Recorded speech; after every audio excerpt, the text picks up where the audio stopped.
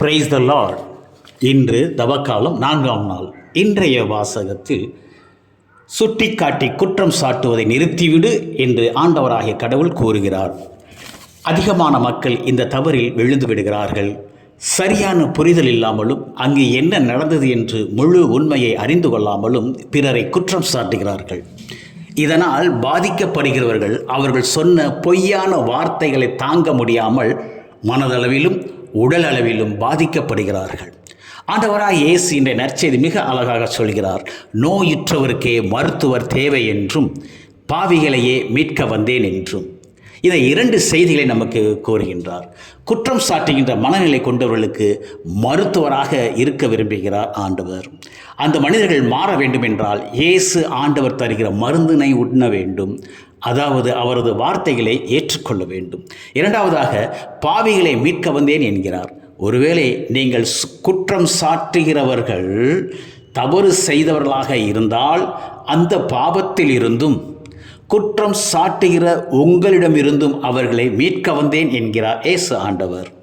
இந்த 2 செய்திகளையும் நற்செய்தியில் உள்ள ஒரு நிகழ்வின் வழியாக நாம் அறிந்து கொள்ளலாம்.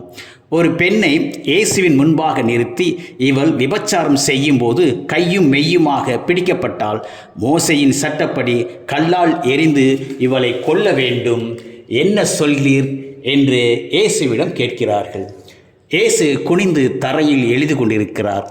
அவர்கள் விடாமல் கேட்க இயேசு, உங்களுள் பாவம் இல்லாதவர் முதலில் இப்பெண் மேல் கல் எறியட்டும் என்று கூறினார். அவர்களோ உள்ளம் குத்துண்டவர்களாக கற்களை கீழே போட்டுவிட்டு சென்று விட்டார்கள்.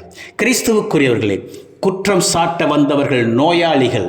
அவர்களுக்கு மருத்துவராக இருந்து நல்ல மருந்தினை கொடுத்தார். அவர்கள் குற்றம் சாட்டும் எண்ணத்தை கீழே போட்டுவிட்டு சென்றார்கள்.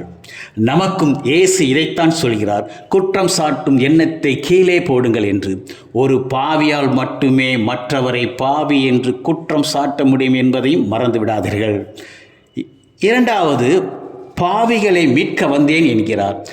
அந்த விபச்சார பெண்ணை பார்த்து இயேசு அவரிடம், நானும் தீர்ப்பளிக்கவில்லை, நீர் போகலாம், இனி பாவம் செய்யாதீர் என்று கூறி அந்த பெண்ணை மீட்டு கொண்டார்.